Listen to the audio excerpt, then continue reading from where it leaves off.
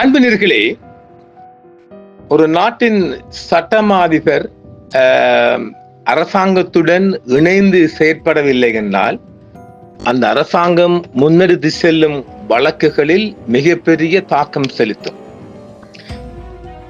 ஜனாதிபதி அனுருகுமார திசாநாயக்க அவர்கள் பதவியேற்றவுடன் நாம் ஒரு காணொளி தந்திருந்தோம். சட்டமா அதிபருக்கும் ஜனாதிபதிக்கும் ஒரு முருகல் நிலையும் ஒரு பனிப்போரும் சென்றது. அவர் அரசாங்கத்துக்கு விசுவாசமாக இருப்பேன் என்ற ஒரு கோரிக்கையின் பிரகாரம் அவர் தொடர்ந்து அந்த பதவியில் இருந்து வருகின்றார். இப்பொழுது நிலைமை என்னவென்றால், ரணிலுக்கு ஒரு வழக்கொண்டு போகுது இல்லையா, அவருடைய மின்சாரம், அதாவது வைஃப் மைத்திரி அவர்கள் லண்டன் சென்றது விடயத்தில் இவர் அரசு பொது நிதியை பயன்படுத்தியது குறித்து நாம் தொடர்ந்து சொல்லி வருகின்றோம். அந்த வழக்கு இவரில் பெரிய பாதிப்பு ஏற்படுத்தும்.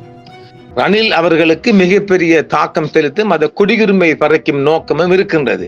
அது இன்னும் அடங்குதில்லானே, அடங்கல் இன்னும் சின்ன பாப்பா வயசு மாதிரி அது இருக்குது இல்லை, வயசும் போயும் வீட்டுல இருக்காம இன்னும் பதவி வேணும் அங்கிட்டுங்களை அலைஞ்சுதான் தெரியுது. அதனால் இந்த ஒரு கிரிமினல் கீழே கொண்டு போய் இவரை பதவியை பறைக்க போறோம், அந்த இவரை குடியுரிமையை பறைக்க போறோம் நாம் ஏற்கனவே சொல்லியிருந்தோம் இல்லையா. அந்த வகையில இப்பொழுது அவர் லண்டனுக்கு இருந்து அவருக்கு அழைப்புதல் வந்தது எல்லாம் அங்க உள்ள high commissioner, deputy high commissioner ஸ்டேட்மெண்ட்ல சிஐடி கொண்டு வந்துட்டு சகல ஆதாரங்களும் சாட்சிகளும் ரணிலுக்கு பாதகமாக இருக்குது, சாதகமே கிடையாது. அந்த வகையில இந்த வழக்குல ரணில் பையா தோல்வி காண போகின்றார். நாம் தொடர்ந்து சொல்லி வருகின்றோம் இல்லை. அதனால இவட வழக்கறிஞர், ரணிலுக்கு வாதாடுகின்ற வழக்கறிஞர்கள் சட்டம் அதிபரை போய் சந்திச்சு ஆலோசனை பெற்றிருக்கிறாங்க. அதாவது ஆலோசனை பெறுவது என்பது எதிர்தரப்பும் வழக்காளி தரப்பும். இப்ப இங்க வழக்காளி தரப்பு என்பது யாரு? சட்டமாறு திணைக்களத்தின் யாராவது அவங்க அநேகமா அது கூடுதல் solicitor, additional solicitor general Dilip பிரிஸ் அவர்கள் தான் போவார்கள். அவர்களையும் அழைத்து, யாரு இந்த சட்டம் அதிபர் பாரிந்த ரணசிங்க அவர்கள் திலீப் பிரிஸையும் அழைத்து 3 பேரையும் வச்சு ஒரு டிஸ்கஸ் பண்ணிக்கிறாங்க. ஒடிசல்கள் தப்புவதற்கான வழி என்ன நல்லா இருக்கு. அதாவது ஒரு வழக்குல லேசா மக்களுக்கு விளங்க சொல்ல போனால் எதிர்த்தரப்பு வக்கீலும் வழக்காளி தரப்பு இரண்டு அந்த லாயர்களும் சேர்ந்து டிஸ்கஸ் பண்றேன், இப்படி வந்தால் அப்படி போகலாம், அப்படி வந்தா இப்படி போகலாம் என்று நல்ல ஒரு 1 hour உட்கார்ந்து பேசினா வழக்கு வெல்லும் எதிராளிக்கு சார்பாக. இதான் இந்த வேடிக்கை. அப்ப இது அரசாங்கத்தை எட்டிட்டா அப்ப பணிப்பெற ஆரம்பிச்சிருச்சு. இப்ப அரசாங்கத்துக்கு ஏகப்பட்ட வழக்குகள், அது அரசாங்கம் ஒரு தவறு விட்டு என்னன்னு சொல்லுங்க பாப்போம். நிச்சயமாக இது ரணில் ஒரு நியமனம். இது அந்த ரணிலுக்கு நியமனம் தான் எப்படியும் அந்த பதவி பெற்றவங்க முதலாளிமாறு கைமாறு செய்யத்தானே வேணும். இப்ப சட்ட ஒடிசல்கள் இதுல சட்டமார்பு திணைக்களத்தால இதுல இந்த வந்த சாட்சியங்கள் ஆவணங்கள்ல எல்லாம் எங்கேயாவது ஒரு ஓட்டை இருக்கும், புரியுதுங்களா? அதான் அது சீக்கிரட்டா தான் சிஐடி எங்க இருந்து கொண்டு வந்தது. அங்கது லண்டனுக்குள்ள எம்பசிக்குள்ள போய் முன்னாள் தூதுவர், பிரதி தூதுவர் எல்லாம் அவங்களுடைய ஸ்டேட்மெண்ட் எல்லாம் கொண்டு வந்து அதுகள்ல படிச்சு பார்த்து ஒன்றுக்கு, அதாவது இந்த சட்டத்துறையில இந்த வீக்கான லீக், அதை எப்படி சொல்லுது உங்களுக்கு, இந்த லீக்கல்ல வீக்கான லீக் என்று சொல்லலாம், அப்படி சொல்லுவோமா?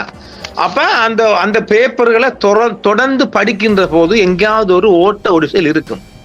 அதை ஒரு தரப்பு தனக்கு சாதகமாக எடுத்துக்கொள்வது, பாத்தீங்களா? இதுதான் அந்த மர்மம். அப்ப ஆக சட்டம் அதிபருடன் அந்த யாரு solicitor general, additional solicitor general Dilip பிரிஸ் அவர்களும் இந்த விவாதத்தில் அழைக்கப்பட்டு 3-4 பேர் அவங்களோட வக்கீல், ரணில்ல வக்கீல் டீம் ஒன்று போய் தான் பேசிக்கிறாங்க. இது இப்ப லீக் ஆயிட்டு, நான் சொன்ன வீக் லீக், இந்த சட்டத்துக்குள்ள உள்ள படியா லீக் ஆகுறது வீக் ஆகுறது, இப்ப வீக்கும் ஆயிட்டு லீக்கும் ஆயிடுச்சு, ரெண்டும் ஆயிடுச்சு. அது இப்ப அரசாங்கத்துக்கு தட்டிட்டு, இப்ப ஜனாதிபதி இந்த பேடெரும்படியமா அலைஞ்சு திர்றாருல நாடு ஊராக.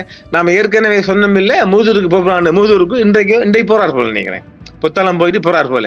நாம் அது ஏற்கனவே ஜனாதிபதி செயலகத்தால் தான் திருவண்ணாமலைக்கும் அவர் விஜயம் செய்வதாக அப்போ இன்று அல்லது நாளை நினைக்கிறேன். இப்ப புத்தளத்தில் நிற்கிறாரு. இந்த செய்தி நாம் தருகின்ற போது அவர் புத்தளத்தில் இருக்கின்ற ஜனாதிபதி அவர்கள் புத்தள மீட்டிங் முடிய சுங்கமலை மூதூருக்கு போவதாக உத்தேசம். அங்க டிப்யூட்டி பொறுமிஸ் இருக்கிறல்ல, அவரு கூட்டி அழைச்சிருக்கிறார் நினைக்கிறேன். நாங்க இருக்கணும் இந்த செய்தி தந்துட்டோம். அப்ப ஆக இப்பொழுது அரசுக்கும் சட்டம் அதிபருக்குமான ஒரு சர்ச்சை மெழுந்து அது ஒரு பனிப்போராக மாறப்போகின்றது. இப்ப வட இந்தியாவில் மூடு பனி முற்று முழுதாக சண்டிகார், டெல்லி, இந்த ஹிமாச்சல் மூடு பனி இரவு பகலாக மூடிக்கொண்டிருக்கும். லண்டன்ல எல்லாம் கிடையாது, இங்க மூடு பனி ஆயிடுச்சு. லண்டன்ல அப்படி கிடையாது, மூடு பனி ஆயிருக்கு. அப்ப லைட் போட்டு தான் இந்த வெஹிக்கிள் ஓட்ட வேண்டும். அந்த மாதிரி இப்பொழுது சட்டம் அதிபருக்கும் அரசு தலைவருக்கும் ஒரு பனிப்போர் ஆரம்பிப்பதற்கான மிக அதிகமான வாய்ப்பு இருக்குது. ஏனெனில் ரணில்ல வழக்க ஒரு கிடுக்கு பிடி போட்டு வெற்றி பெற அரசாங்கம் துடிக்குது. அதை வீக்காக்கி உடைச்சி தோல்வி பெறத்துக்கு இவங்க நினைக்கிறாங்க. நாம சொன்னோமில்ல, அவங்க இந்த தரப்பு சட்ட தரப்பு முற்று முழுதாக இருக்கிறாங்க தகவல் அரசாங்கத்துக்கு கிடைச்சிடுச்சு. அதை பாப்பமா, சட்டத்தின் முன் அனைவரும் சமம் என்று நாம கேள்விப்படுறோம். அது அப்பட்டமான பொய்யின் தான் இப்ப நான் பார்க்கலாம். இந்த விதியை பின்பற்ற வேண்டியது ஒரு பொறுப்பு சட்டம் அதிபருக்கு இருக்கா இல்லையா? சட்டம் அதிபர் பரிந்த ரணசிங்கே அவர் தான் பொறுப்பு இருக்குது. அப்ப சட்டத்தின் முன் அனைவரும் சமம் என்று சொல்லிட்டு இந்த மாதிரி வீக் பாயிண்ட கொடுத்தா என்னங்க சமம்? முன்னாள் மற்றும் நியமிக்கப்பட்ட ஜனாதிபதி, அதாவது முன்னாள் மற்றும் ஜனாதிபதி ரணசிங்கவால் நியமிக்கப்பட்ட இல்லாட்டி அவரை திருப்திப்படுத்த அவர் பணியாற்றி வருவதாக சட்டம் அதிபர் பரிந்த ரணசிங்கவிடம் ஒரு கேள்வி வந்து ஊடகக்காரர்களாம் கேட்டுக்கிறாங்களாம். எப்படி, நீங்க ஜனாதிபதி ரணிலால நியமிக்கப்பட்ட ஆள் தானே, அப்ப நீங்க அவரை திருப்திப்படுத்த நீங்க வேலை செய்யுங்களா அந்த கேள்வி வந்திருக்குது. அவர் என்ன பதில் அளித்திருப்பார்? சே, நாங்க சட்டம் செய்யணும்னு சொல்லியிருப்பார்.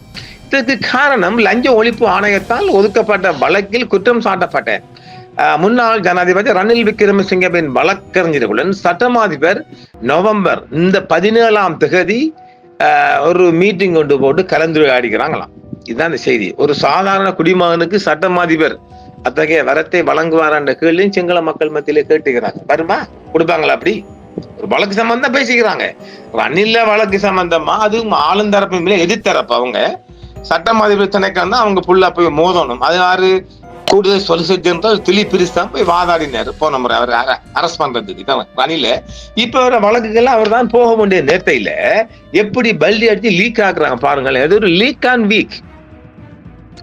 ரணிலால் சட்டம் அதிபராக பரிந்த ரணசிங்க நியமிக்கப்பட்ட அந்த மூப்புடன் அந்த துறைக்கு தகுதி பெற்று ஏற்கனவே ஆல்ரெடி ஆயிஷா ஜினசேனவை அதாவது அதுக்குரிய அதாவது அந்த மூப்பு சீனியரிட்டி அடிப்படையில வரணும். ஆனால் இவர்கிட்ட நாம் ஏற்கனவே சொல்லிக்கல, இவர் ஆர் பிரேமதாச காலத்துல அவன் இவர்கிட்ட அப்பா போல பரிந்த ரணசிங்க முன்னாள் ஒரு சட்ட அட்டர்னி ஜெனரல், அவருடைய மகன் தான் பரிந்த, அதான் பேரையும் சேர்த்திக்கிறார். அவருக்காகவும் இதே இஎம்பி தரப்பு தான் கொடுத்திருக்குது. இப்ப மகனுக்கும் சிபாரிசு. அப்ப அந்த இடத்துக்கு வர வேண்டியவர் ஆயிஷா ஜினசேன. இது ஆயிஷா ஜினசேன என்பது ஒரு முஸ்லீம் பெண், ஒரு சிங்கள கணவரா இருக்கணும்னு நான் பாக்குறேன். அந்த ஆயிஷாண்டு வருகிறது இல்லையா, அதனால அந்த ஆயிஷா ஜினசேனவை புறக்கணிப்பதன் மூலம் பரிந்த ரணசிங் அதை கருத்தில் கொண்டாரா என்ற கேள்வியும் எழுந்திருக்கின்றது. மேலும் வழக்கை கையாளும் கூடுதல் சொலிசிட்டர் ஜெனரல் திலீப் பீரிஸ் அவர்களும் இந்த விவாதத்துக்கு அழைக்கப்பட்டு பேசப்பட்டிருக்கின்றார். சட்டம் அதிபரின் முன் அனுமதி இல்லாமல் வழக்கை விசாரிக்க இங்கிலாந்துக்கு ஒரு குழுவை அனுப்பும் சிஐடியின் முடிவை ரணில் விக்ரமசிங்கவின் சட்டக்குழு கேள்வி எழுப்பியது. அவங்க என்ன கேட்கிறாங்க என்றால், இது அட்டர்னி ஜெனரல் அனுமதி இல்லாம போகலாம்னு இருக்கிறாங்க. நாங்க ஏற்கனவே சொல்லிக்கிறோம், ஒரு சிஐடி டீம் வந்து அட்டர்னி கிட்ட பெர்மிஷன் பெற வேண்டிய அவசியம் இல்லை. நாம் ஏற்கனவே அந்த விடயமா சொல்லியிருக்கிறோம். அது அவங்கள்ட்ட ஐஜிக்கு தான் செய்யணும். ஐஜி தான் தீர்மானிக்கணும் போக வேண்டுமா வேண்டாண்டு. ஏன்னா சிஐடி டிஐஜியும் ஐஜிக்கெல்லாம் இருக்காரு.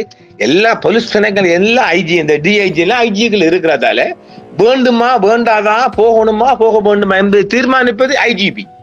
அதனால் இவர்கிட்ட சட்டம் அதிபர்கிட்ட கேட்க வேண்டிய அவசியமே கிடையாது என்பதை அன்று சொல்லிட்டேன்.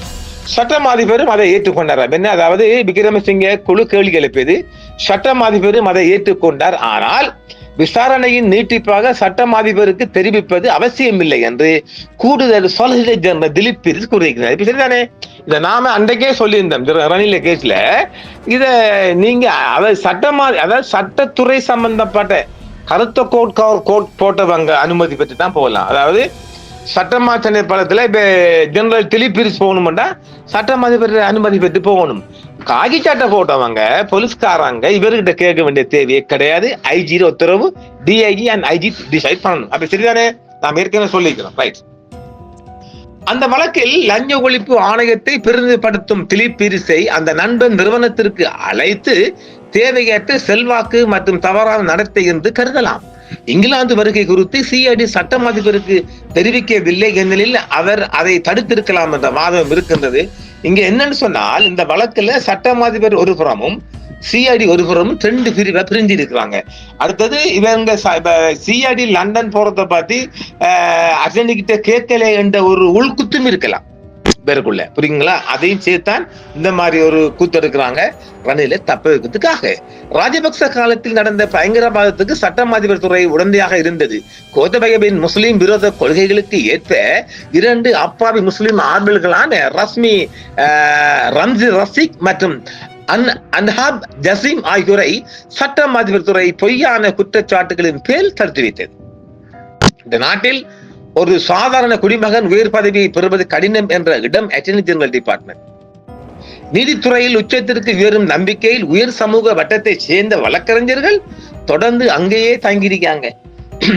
கருப்பு அரசு அல்லது பாரா அரசுடன் தொடர்புடையவர்களும் அங்கு உயர் பதவிகளை வகிப்பதாகவும் ஒரு குற்றச்சாட்டு இருக்கின்றது. ஜேவிபி அரசு ஒரு வருடம் முன்பு ஆட்சிக்கு வந்ததிலிருந்து நாடு நீதி மற்றும் பொறுப்பு குரலுக்கான ஒரு முக்கியமான கட்டத்தில் உள்ளது. பல தசாப்தங்களாக குற்றவியல் வழக்குகளை விசாரிக்கும் போது அரசாங்கத்திற்கு ஆலோசனை வழங்குவதில் அட்டர்னி ஜெனரல் துறை இரட்டை வேடத்தில் செயற்பட்டு வருகிறது என்ற இந்த ஏற்பாடு பாரம்பரியமானது என்பது உண்மைதான். இப்ப வெளி வந்துட்டு இவங்கட பூனை வெளியே வந்துடுச்சு. கடந்த ஜனாதிபதி தேர்தலின் போது தேசிய மக்கள் சக்தியும் எதிர்கட்சியான சஜித் அணியும் சட்டம் அதிபர் திணைக்களத்தின் இரட்டை பாத்திரத்தை சமநிலைப்படுத்த ஒரு சுயாதீன வழக்கறிஞர் அலுவலகத்தை நிறுவுவதாக உறுதியளித்தன. ஈஸ்டர் ஞாயிறு தாக்குதல்களில் பாதிக்கப்பட்டவர்களுக்கு நீதி கோரும் சமூக மத இயக்கங்களின் அடிப்படை கோரிக்கை இதாகத்தான் இருந்தது. உதாரணமாக பிரகீத் எக்னி கூட கடத்தப்பட்ட வழக்கை பார்ப்போமானால் விசாரணை சுமார் 7 ஆண்டுகளாக ஒரு சிறப்பு நீதிமன்றத்துக்கு முன்பாகவே நடந்து வருகிறது. ஆனால் பார்வையில் முடிவே இல்லை. சட்டம் அதிபர் திணைக்களம் வழக்கறிஞர்களை மாற்றியுள்ளது. சட்டம் அதிபர் திணைக்களம் வழக்குகளை தாக்கல் செய்யலாம், வழக்குகளை ஒத்திவைக்கலாம் மற்றும் பாதிக்கப்பட்டவர் மற்றும் குற்றவாளி இருவரையும் பிரதிநிதிப்படுத்தலாம். சுவாதீன வழக்கறிஞர் அலுவலகத்திற்கான சட்டத்தை வரைவதற்கு அரசாங்கம் 6 மாதங்களுக்கு முன்பு உச்ச நீதிமன்ற நீதிபதி கோடகொட தலைமையில் ஒரு தொழில்நுட்ப நிபுணர் குழுவை நியமித்தது. அதன் அறிக்கை இன்னும் வெளியே வரவே கிடையாது. நாடாளுமன்ற முஸ்லிம் காங்கிரஸ் தலைவர் ஒரு உரை கொண்டை ஆற்றுகின்றார். சட்டம் அதிபர் துறை ஒரு சுயாதீன பொது வழக்கறிஞர் அலுவலகத்தை உருவாக்குவதை எதிர்க்கிறது என்று தெரிகிறது என்று அழகா சொல்லியிருந்தார். இது ஜெனீவாவில் உள்ள சர்வதேச சமூகத்திற்கும் அரசாங்கம் உறுதியளித்த ஒரு விடயமாகும் என்றும் அவர் தெரிவித்திருந்தார். வேறு யாரும் வாய் துறக்கல, தமிழ் தரப்பும் துறக்கல, சிங்கள தரப்பும் துறக்கல. சட்டம் அதிபர் துறை அரசியல் நோக்கங்களுக்காக எவ்வாறு பயன்படுத்துகிறது என்ற கருத்தும் பலமாக உள்ளது. இப்போது சட்டம் அதிபர் துறை இந்த நடவடிக்கையை கண்டித்து ஒரு அறிக்கையை வெளியிட்டுள்ளது. மேலும் நிலைமையை மறுபரிசீலனை செய்யுமாறு அரசாங்கத்திடம் கேட்டுக்கொண்டுள்ளது.